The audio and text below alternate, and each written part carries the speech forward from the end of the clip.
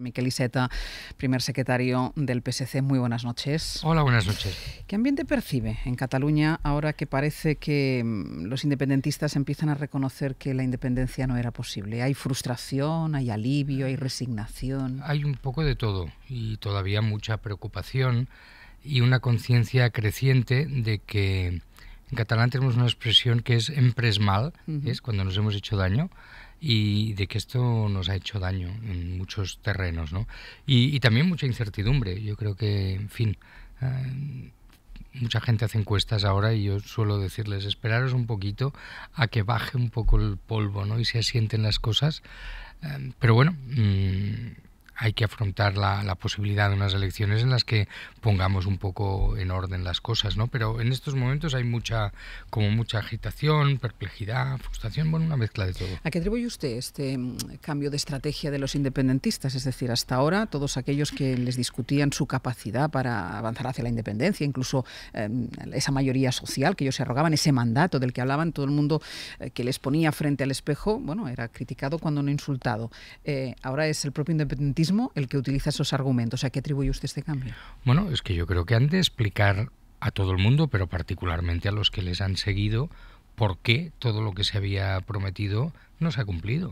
O sea que yo creo que en estos momentos pues hay mucha gente que en el mundo independentista que lógicamente siguen queriendo la independencia, pero que se interrogan sobre cómo ha podido esto acabar tan mal, ¿no? Y cuando ahora se producen estas declaraciones, yo creo que habrá mucha gente, en fin, con un punto de indignación, porque cuando se dice, bueno, es que no éramos conscientes de las dificultades, es que esto no estaba preparado, es que seguramente no dijimos toda la verdad. Claro, es muy duro todo esto, porque se había prometido la independencia como algo casi ineluctable, ¿no? Como se cumple la ley de la gravedad. Si lo queremos, lo tendremos, está a tocar de dedos y de repente pues todo eso se desmorona, ¿no? Y por lo tanto yo creo que para salvar la idea de la independencia, pues los que han guiado el proceso hasta ahora tienen que dar muchas explicaciones de por qué no se ha alcanzado tal como ellos lo habían planteado o prometido. ¿Y usted está entre los indignados cuando les escucha ahora reconocer lo que reconoce?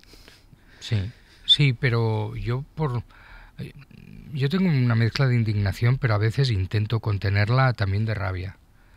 Porque es que esto ha hecho mucho daño. Si hoy miras, la sociedad catalana está más dividida. Desde el punto de vista económico nos hemos empobrecido. Ha habido 2.000 empresas que cambian su sede social y 1.000 que han cambiado ya su sede fiscal.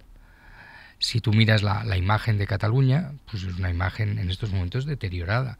Cataluña tenía un prestigio de hacer las cosas bien y en cambio ahora pues hay en fin, la cosa de que las cosas se han hecho mal. Y por lo tanto, cuando encima empiezan a salir estas declaraciones, yo digo, pues en fin, me indigna y me da un punto de rabia porque supongo que por un gran fin a veces hay que hacer sacrificios. Pero si encima se tenían serias dudas o incluso el conocimiento de que las cosas no iban a ir como se decía, entonces ya no es solo temeridad, es irresponsabilidad total y absoluta. ¿Piensa que de cara a las elecciones del 21 de esa campaña electoral, la venta de los independentistas o el argumento de los independentistas irá por la renuncia ya definitivamente a la unilateralidad? Bueno, ¿o están a la espera de resultados? No, yo creo que tienen que renunciar a eso por un motivo, porque ¿quién les iba a creer? Es que claro, ahora cuántos referéndums o cuántas declaraciones unilaterales o pluscuamperfectas. O sea, ellos tienen ahora un problema de cómo mantener viva una reivindicación que, repito, es legítima, pero al mismo tiempo con el mínimo de credibilidad de quien casi la ha perdido toda. Es que además ya se ha ido produciendo, ¿no? Yo me acuerdo, había grandes críticas al artículo 155, pero desde el momento que todos deciden presentarse a unas elecciones convocadas precisamente en aplicación de ese artículo, es que están reconociendo que, en fin, la gran oportunidad que tenían ellos, que era de convocar las elecciones de forma legal, el propio presidente Puigdemont, pues fue un error muy grave no hacerlo.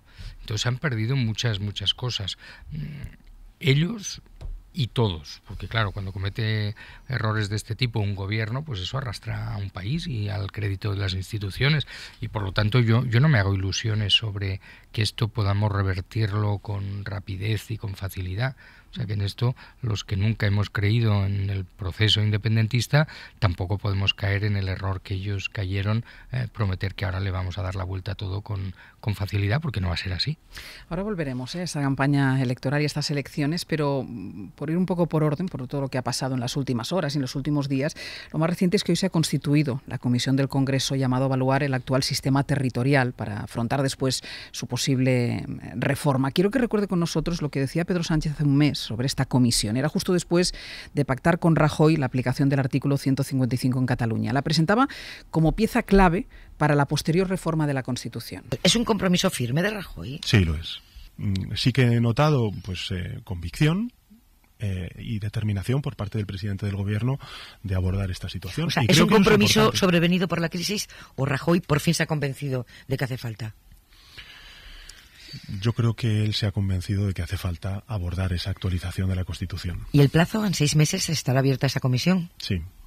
Bueno, se va a abrir la comisión de evaluación ahora sí. de la situación política en Cataluña, de las ventajas y debilidades de nuestro modelo autonómico, y a partir de ahí, en 6 meses, se abrirá la comisión constitucional. Bueno, pues en el primer día de trabajo, el PP ha rebajado las expectativas, ha dicho que no están en esa comisión para reformar la Constitución, un desmarque que se une a la ausencia de Podemos o del nacionalismo vasco y catalán. Mar Ruiz, buenas noches. Buenas noches. Sin Unidos Podemos, Esquerra, PDeCAT y el PNV, y con la presencia escéptica de Ciudadanos, la comisión ha echado a andar con el PP, enfriando las expectativas de reforma constitucional del PSOE. Lo advertía su portavoz José Antonio Bermúdez de Castro. Venimos a hablar de evaluar y mejorar nuestro modelo autonómico, no a sustituirlo. Nosotros no venimos con una idea preconcebida de reformar la Constitución, ni mucho menos para contentar a una minoría en contra del criterio de la mayoría. No venimos de ninguna manera a ceder o a premiar a quienes han realizado el mayor desafío a la democracia y al Estado de Derecho en las últimas décadas. Tampoco pensamos que en España haya un problema de autogobierno.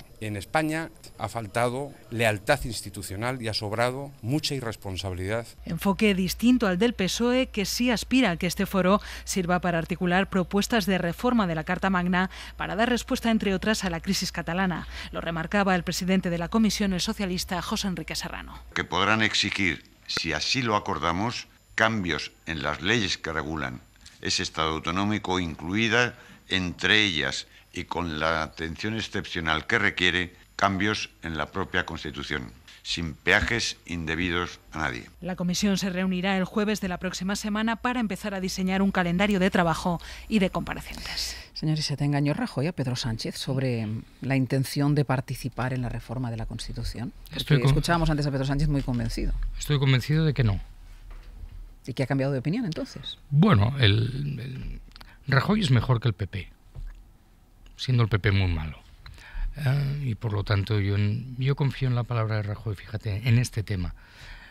No quizá por una convicción, en el sentido de que es verdad que el PP no cree, pero yo creo que se ha llegado a dar cuenta la gente más inteligente del PP, y entre ellos el presidente del gobierno, que hace falta una propuesta.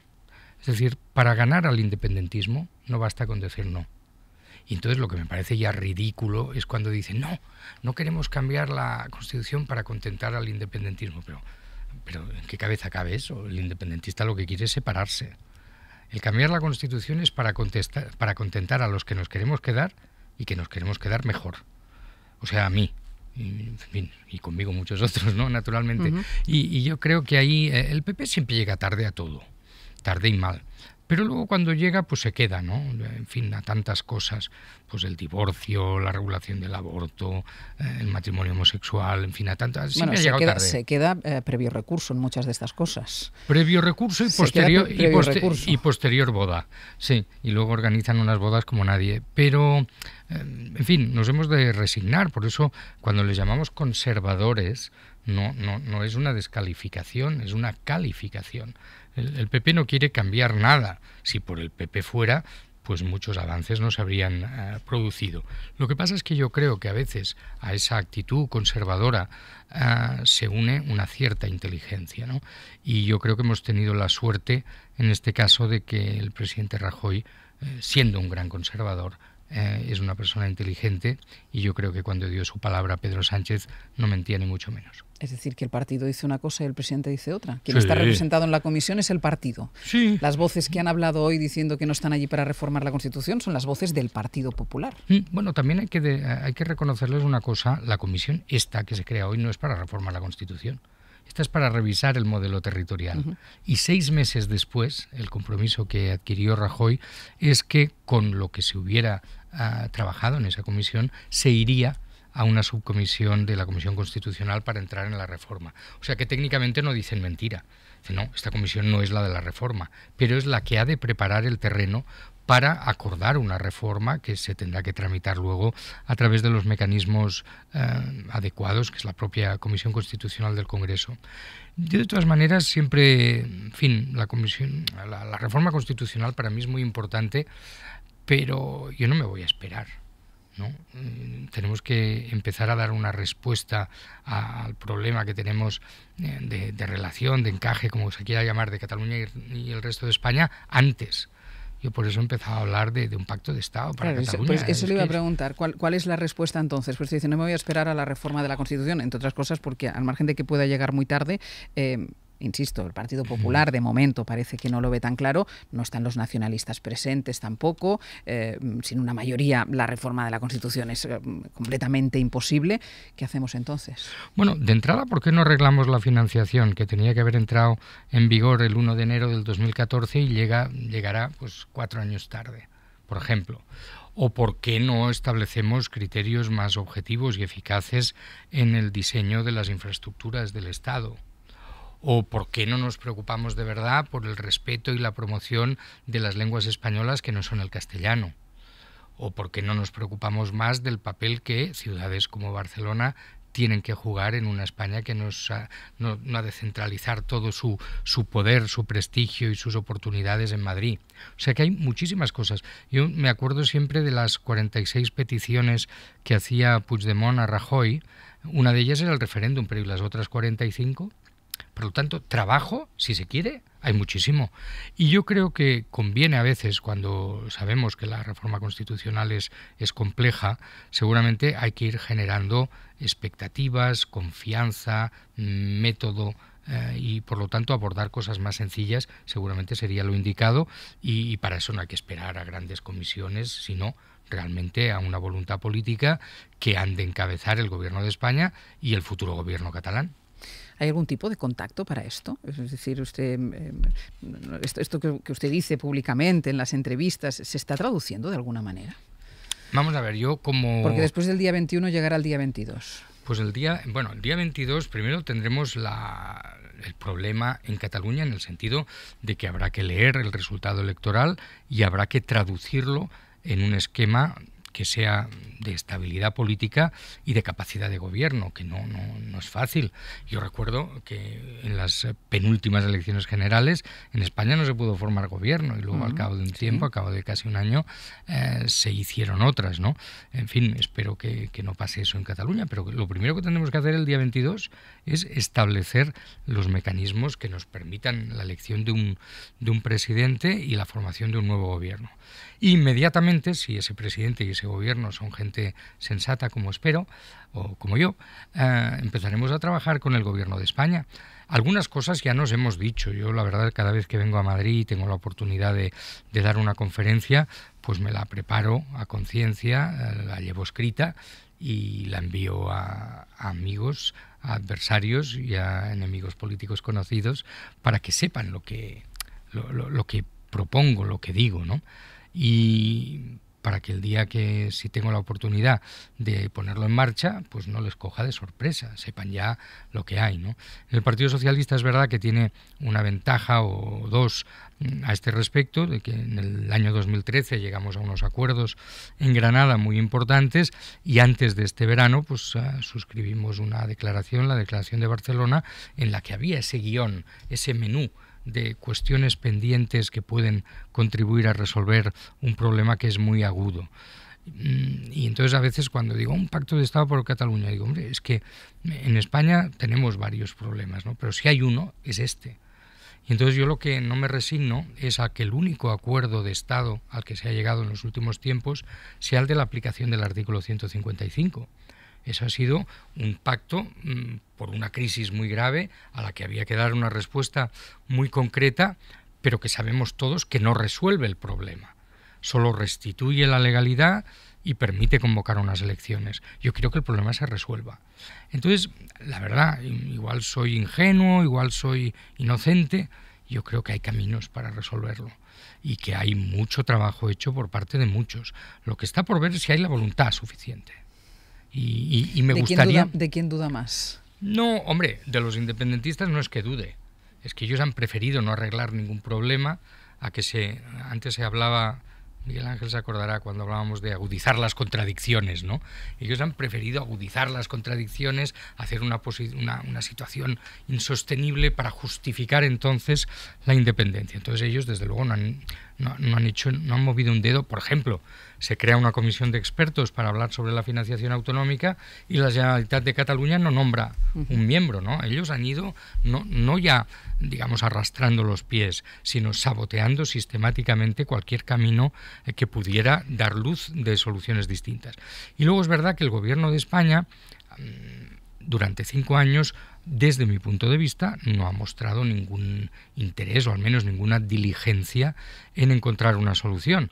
Y al final nos hemos encontrado todos en un callejón sin salida, con un error monumental del independentismo que se ha saltado la ley y que ha dejado una apariencia de que la única respuesta del Estado sea la del Poder Judicial.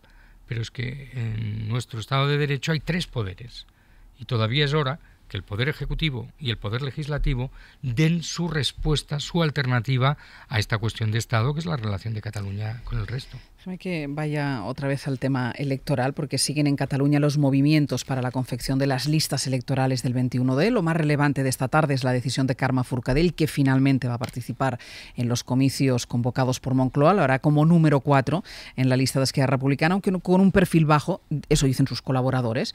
Oriol Junqueras va a liderar esa lista, aunque hoy ha enviado una carta a los militantes en la que apunta a Marta Rovira como presidenciable. Barcelona, Pablo Tallón, buenas noches. Buenas noches. Forcadell llevaba días meditando si aceptaba o no la oferta de Esquerra, valorando pros y contras, entre los cuales, por supuesto, su situación judicial, y finalmente ha decidido que sí, que irá de número 4 por Barcelona, según dice, para seguir defendiendo de forma pacífica y democrática lo que es mejor para Cataluña.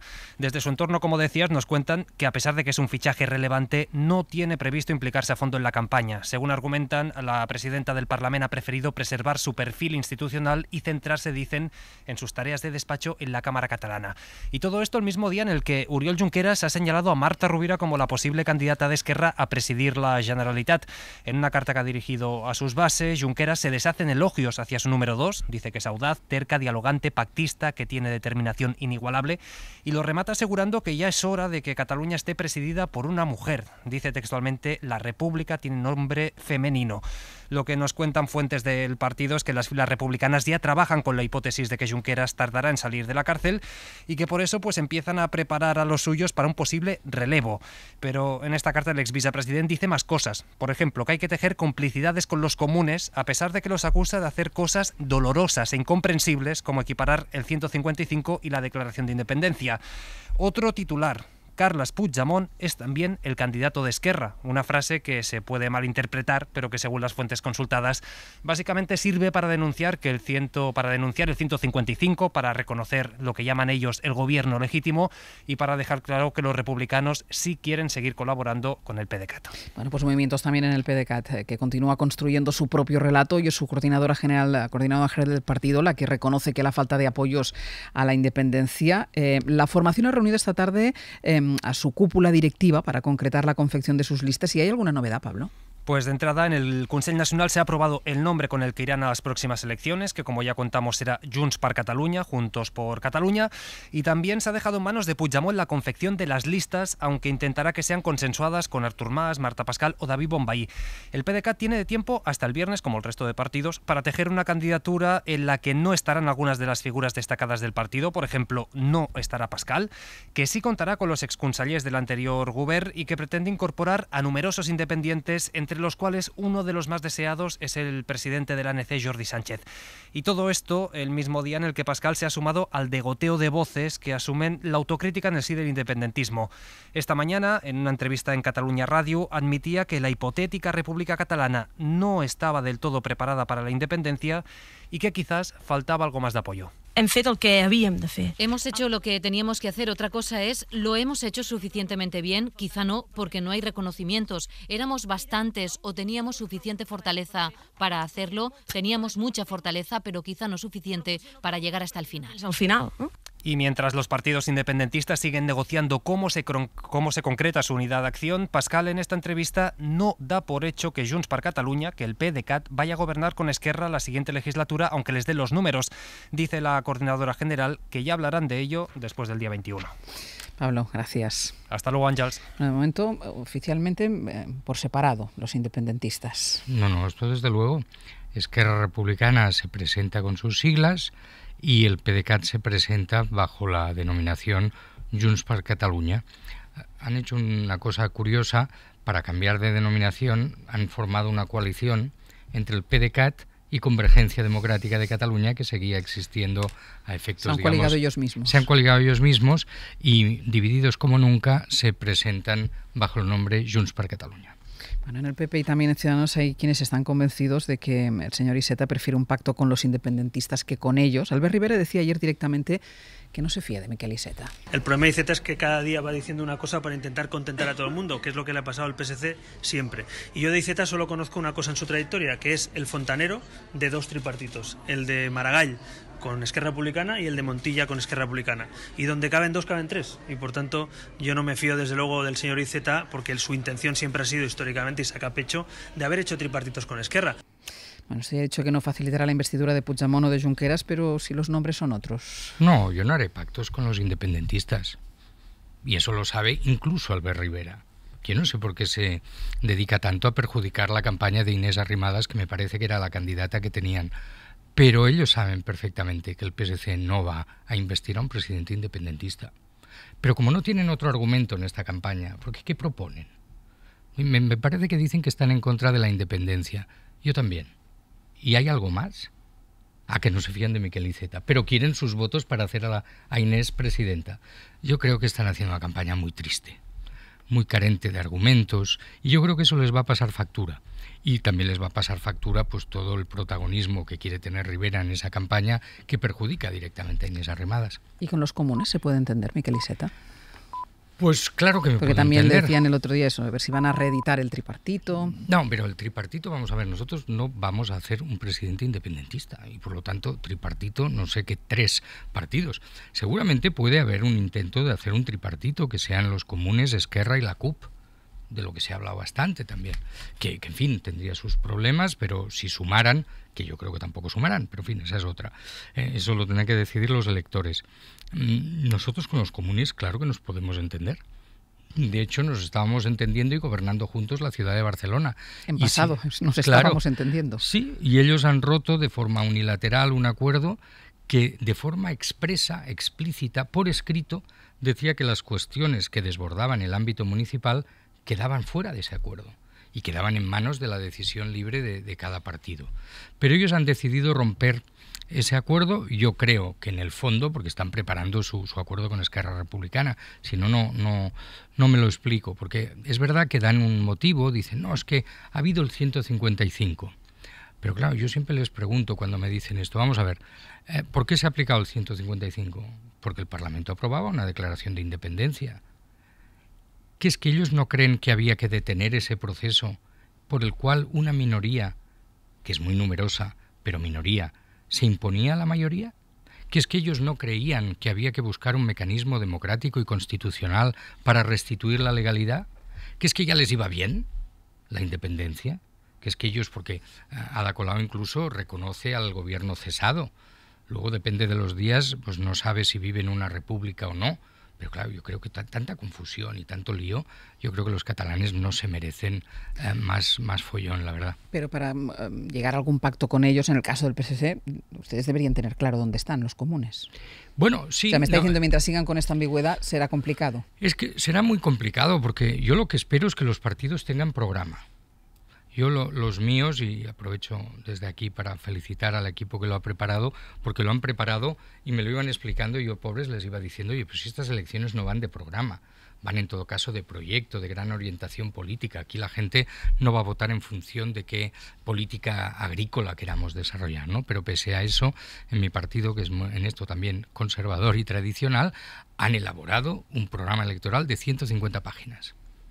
Yo espero que los partidos tengan un programa, y en el programa que pongan lo que quieran, pero será a partir de ahí que podremos ver si realmente hay posibilidades de entendimiento o no. Por ejemplo, si los comunes dicen, no, aquí lo que hay que hacer es un referéndum sobre la independencia, pues lo vamos a tener peor para entendernos, porque nosotros queremos que lo primero que se vote no sea una ruptura, sino un nuevo acuerdo. Pero en fin, veremos. Es que yo espero con gran interés conocer los programas de los demás, porque eso es lo que, en primer lugar, establece las posibilidades de acercamiento, sabiendo que los acuerdos van a ser necesarios, que lo mejor es que sean lo más amplios y transversales posibles, porque precisamente yo sí estoy en contra del referéndum sobre la independencia, es que me parece que la mitad más uno se imponga sobre la mitad menos uno, sea cual sea esa mitad, es una mala solución. Yo no quiero una Cataluña de ganadores y perdedores por la mínima. Creo que todos tenemos la obligación de trabajar para ofrecer a la ciudadanía una posibilidad de un acuerdo que seguramente no satisfará del todo a nadie, pero será razonablemente satisfactorio para una mayoría muy amplia del 70 o del 80%. No sé si querrán preguntar algo los tertulianos, pero yo sí le quiero hacer una última pregunta, porque yo he escuchado hoy una cosa y he tenido que volverlo a poner otra vez para volverlo a escuchar, porque pensaba, no, esto no es posible. Escuche esto. Ahí. Yo voy a votar sin ningún tipo de complejo, porque no se trata en estos momentos de definir el modelo de familia ni el modelo, que por otra parte estamos de acuerdo en el de educación y en el de sanidad. No se trata de unas elecciones ideológicas, de unas elecciones capaces de remontar la triste situación en que se encuentra Cataluña en estos momentos. Durán Lleida, diciendo que va a votar al PSC. Sí. A mí me lo dicen esto hace un tiempo y yo hubiera dicho que nos está pasando. Y a mí, y si me lo dicen a mí, pero es verdad que yo creo que Josep Antoni Durán Lleida la clava. Estas elecciones son muy excepcionales. Estas elecciones llegan en el momento que llegan y lo que van a servir es para decidir si seguimos en el camino hacia la independencia o si buscamos un acuerdo. Esta es la gran decisión que hay que tomar el 21 de diciembre. Y además llegan en un momento en que el catalanismo moderado y pragmático se ha encontrado sin organización, sin bandera. Entonces, es verdad que ante eso los socialistas estuvimos reflexionando, habíamos ya hablado bastante con la gente de Units per Avançar y les dijimos, mirad, una coalición no la podemos hacer, no estamos ni a tiempo ni la gente lo iba a entender. Pero si vosotros creéis que merece la pena que os incorporéis a nuestras listas en este momento tan extraordinario, sabiendo que dentro de unos años van a formar su partido y va a haber un partido del catalanismo moderado con el que nos enfrentaremos electoralmente, sabiendo eso, nosotros estamos dispuestos. Y ellos lo reflexionaron y dijeron que sí. Ese mismo planteamiento lo hemos hecho gente que está a nuestra izquierda y que en cambio no comparte el acompañamiento que en el mundo de Podemos y de los comunes se ha hecho del independentismo. Y les hemos dicho lo mismo, con una diferencia que los de Units per Avançar tienen una cierta organización, hicieron su convención hace poco, y los otros son incorporaciones individuales. Y por eso, pues yo ahora, con perdón, Àngels, pues digo, ¿quién es capaz de poner de acuerdo a Durán Lleida y a Durán Lleida no, que no y a Jiménez Villarejo? Pues Miquel Iceta. ¿Por qué? No por mis méritos, sino por la excepcionalidad del momento. Entonces, la verdad, yo estoy contento porque es verdad que todos hablamos de acuerdos, pero aquí los únicos que hemos conseguido antes de empezar un acuerdo somos nosotros. Los demás están felices y contentos con los que opinan como ellos, pero en mi educación el acuerdo lo llegan diferentes. Si ya estás de acuerdo con otro, eso no es un acuerdo, es una unidad. Pero ver eso de Durán Lleida haciendo campaña por el PSC, no sé si queréis añadir alguna cosa más, Cristina. Os pido brevedad. Me consta que el señor Iceta tiene muy buena interlocución, o al menos eso nos dicen con la vicepresidenta del Gobierno, línea directa, un contacto frecuente. Y usted ha hablado que dice que aprovecha también sus viajes a Madrid para repartir, ha dicho, amigos y enemigos y adversarios sus propuestas, ha hablado de un pacto político para Cataluña. Quería saber si se ha visto recientemente o ha hablado recientemente con la vicepresidenta, si le ha entregado esa propuesta política para Cataluña y si eso eso es lo que le permite ser, porque yo lo he visto con cierto optimismo con lo de la Comisión de la Reforma Constitucional, si eso le permite albergar, si cree que puede ir adelante porque ha percibido esa disponibilidad por parte de la vicepresidenta. Pues mire, ahora hace días que no hablo con ella, pero con motivo de mi última presencia en Madrid, que hice esa conferencia en el Club Siglo XXI, pues se la envié a la vicepresidenta. Yo no quiero dar por hecho nada. O sea, yo no, ahora para mí sería lo cómodo decir, sí, no os preocupéis, ya lo tenemos hablado. No, eso no va así. Pero es verdad que el Partido Popular, que finalmente se ha visto obligado a enfrentar una situación muy, muy compleja, digo finalmente porque hubieran tenido tiempo antes para intentar que no llegara todo hasta donde llegó. Ellos dicen que lo intentaron y que el independentismo no se puso bien, pero en fin, ahora han tenido que enfrentar esto. Entonces ellos se dan cuenta, si aquí hay que dar una salida. Ahora, probablemente no coincidan con la que yo propongo, pero entonces yo lo que siempre les pido es, oye, ¿por qué no vosotros proponéis la vuestra? Porque igual hay cosas que a mí no se me han ocurrido o que a nosotros no se nos han ocurrido y que son muy buenas. O sea que yo no tengo ganas de que nadie diga la solución vino de un papel que hizo Miguel Iceta tal día. No, me interesa la solución. Y entonces yo sé cómo va esto. Cuando tú quieres acordar, has de saber antes de empezar que vas a tener que ceder, que cosas que tú considerabas imprescindibles no van a estar y que cosas que tú ni te habías planteado van a estar sobre la mesa. Pero es que si no estás preparado para eso, mejor que no te sientes a negociar. María Esperanza. Sí, a ver, yo no sé si, bueno, parece claro que tiene, en fin, una línea directa con la vicepresidenta, no sé si la tiene. Pero ¿quién directa? No la tiene, María Esperanza? Bueno, yo por todos. ejemplo. Pero mujer, dímelo a mí, yo te la consigo. Vale, pues yo te lo digo. No puedes luego te lo digo, querido Miguel Ángel. No, bueno, yo no sé si usted tiene la misma línea directa con el presidente del gobierno, pero ha hecho aquí una defensa de su lealtad al pacto con Pedro Sánchez sobre la reforma de la Constitución, que, bueno, si usted lo dice será porque lo sabe, pero también supongo que sabe que en el Partido Popular hay varias corrientes, unas más, en fin, más radicales que otras, sobre la absoluta negativa a hacer una reforma, porque ya les parece mucho todavía el modelo de Estado que tenemos, el Estado de las autonomías. Y late por ahí una idea de recentralización que a mí me parece personalmente peligrosa, ¿no? Bastante peligrosa. Incluso se oye hablar dentro de la derecha de la necesidad de acabar con algunas competencias autonómicas. Por ejemplo, dicen las de educación, competencias de educación. Quiero decir, ¿usted sabe que ese peligro está ahí y que eso hay que tratar de neutralizarlo? Sí, la derecha española, y hablamos en singular, pero hay las derechas españolas, ¿no? Hay corrientes muy recentralizadoras, muy hostiles a la idea de autonomía y que querrían un mundo distinto. No llegan al creacionismo, pero en fin, hay de todo, ¿no? En la derecha española, como lo había para el 155, que hemos ido muy rápido. Pero yo me acuerdo, yo leo bastante prensa, digamos, radicada en Madrid, y durante mucho tiempo lo que habían eran especulaciones si lo que se tenía que aplicar era la Ley de Seguridad Nacional, si había que aplicar un estado de excepción, si el 155 debería garantizar un gobierno constitucionalista por más de un año. O sea, todo esto yo lo he visto, escrito, fundamentado y argumentado aquí. Y finalmente eso no se produjo. ¿Por qué?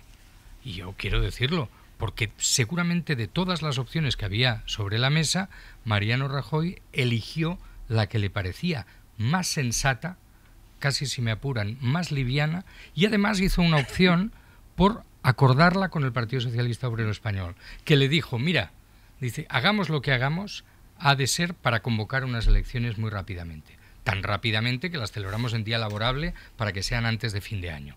Por lo tanto, en el PP seguro que hay muchas opiniones y, en fin, yo coincidiré más con unas que con otras. Decía, yo he hablado con Mariano Rajoy, pues la verdad es que solo una vez y porque estaba hablando con la vicepresidenta y entonces él se dio cuenta, sabe que estaban juntos y esto lo han explicado ellos, o sea que a mí no me importa ahora repetirlo. Y entonces de repente el presidente parece que le dijo, pues déjame que le salude. Y nada, estuvimos hablando, yo qué sé, 2 minutos, ¿no? Pero yo percibí en aquel momento que en su acuerdo con Pedro Sánchez había algo de conveniencia política, natural, algo de necesidad de Estado, pero también sinceridad. Y como de quien tengo más información, lógicamente, es del propio Pedro Sánchez, eso es lo que me permite decir. Pero bueno, el tiempo nos dará o quitará razones, ¿no? Entonces la recentralización yo creo que ya no es posible. No es posible porque, con perdón de los madrileños que no tienen culpa, ¿no? Pero en Madrid se cuece muchos guisos, pero luego yo conozco a mucha gente del PP con responsabilidades en las comunidades autónomas que no están por esa labor. O sea, que en fin, que algunos dibujos que se hacen desde aquí, pues luego no son seguidos. Miguel Ángel. Sí, todo eso es muy interesante, pero ¿hay alguna reflexión sobre esa especie de pérdida, digamos, de tensión, que se está marchando alguna gente del PSC en los ayuntamientos? Háblale al micrófono. Sí, que la cuestión es que da la impresión de que las decisiones que se toman en la calle Nicaragua no son, están un poco contestadas a nivel municipal, y que hay una serie de ayuntamientos o gente relevante, alcaldes o gente relevante en los ediles relevantes en los distintos ayuntamientos que son del PSC y que y que no siguen, han dicho que no están de acuerdo, digamos, con la línea que usted está impulsando como secretario general del PSC. Eso está dañando al partido, eso va a tener una réplica fuerte en el sentido de que no se puede llegar a las elecciones en una situación de rompan filas, sino más bien, porque eso siempre lo sanciona negativamente el electorado, ¿no? Bueno, lo que el socialismo no ofrece es unanimidad. En el socialismo no hay unanimidad, en el Partido Socialista no hay unanimidad, y yo me alegro, porque si estuviéramos hablando de los principios de dogma y de jerarquía, pues estaríamos hablando de una organización religiosa, y la nuestra pues no lo es una organización laica. Y por lo tanto, es verdad, hay gente que ha discutido y que no ha compartido alguna decisión. También hay gente, que me parece más relevante, que ha renunciado a seguir de alcalde si el precio era decir que dejaba de ser socialista. Y eso es lo que me ha parecido más duro de lo que yo he tenido que enfrentar en estos tiempos, ¿no? Que te llame un compañero y te diga, oye, me han dicho que puedo seguir de alcalde, pero no como socialista, y les he dicho que no, que prefiero perder la alcaldía a romper con mi coherencia. Y por lo tanto en el PSC sí ha habido mucha presión por parte de otros partidos, y también es verdad que mucha gente no quería, el primero yo, que se aplicara el artículo 155. Lo que pasa es que hicimos esta vez, la construcción era muy correcta, era ni DUI ni 155 elecciones. Y por desgracia hubo DUI. Y eso hizo inevitable un mecanismo de retorno a la legalidad que además se utiliza para convocar elecciones inmediatamente. Entonces es verdad que ha habido gente que eso no le ha gustado, pero yo les hacía la misma pregunta que a los amigos de los comunes. Si creemos que el proceso independentista no se puede producir de esta manera, si creemos que una minoría, por numerosa que sea, no se puede imponer sobre la mayoría, si creemos que fuera de la legalidad todos perdemos, ante una quiebra evidente de la legalidad, ¿qué hacemos?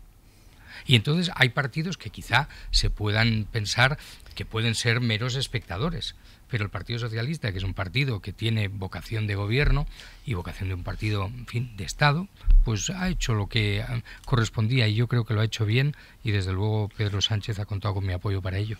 Pero la DUI, la expectativa de la DUI creó unas consecuencias nefastas en distintos órdenes, por ejemplo en el económico y en otros muchos más, de ruptura de la convivencia y demás. Pero pregunto, el 155 me parece que está siendo, usted me corrige, bastante indoloro. ¿Cómo? Si han salido responsables del gobierno de la Generalitat, directores generales en emisoras de radio, diciendo que la intervención, porque efectivamente la hay, está siendo más que razonable, no ha planteado problemas, la relación es fluida y la gestión no se ha resentido. Y esto lo dicen responsables del gobierno, lógicamente que respondían a la mayoría independentista. Yo creo que quizá esa crítica que a menudo hacemos a Rajoy, ¿no?, de un cierto atentismo, ¿no? Siempre espera que alguien le resuelva los problemas, siempre las decisiones son las más livianas posibles, pues en este momento concreto y para esto concreto quizá ha sido bueno.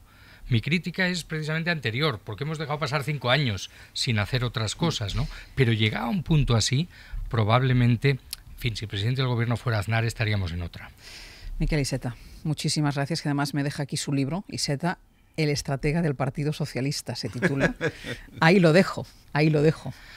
Ahí lo digo. Bueno, es que tengo suerte. A ver si el resultado hace honor al título. Exacto, espero que sí, porque si no habrá que cambiar el título. Me la he jugado. Muchísimas gracias, muy buenas noches. Gracias a vosotros.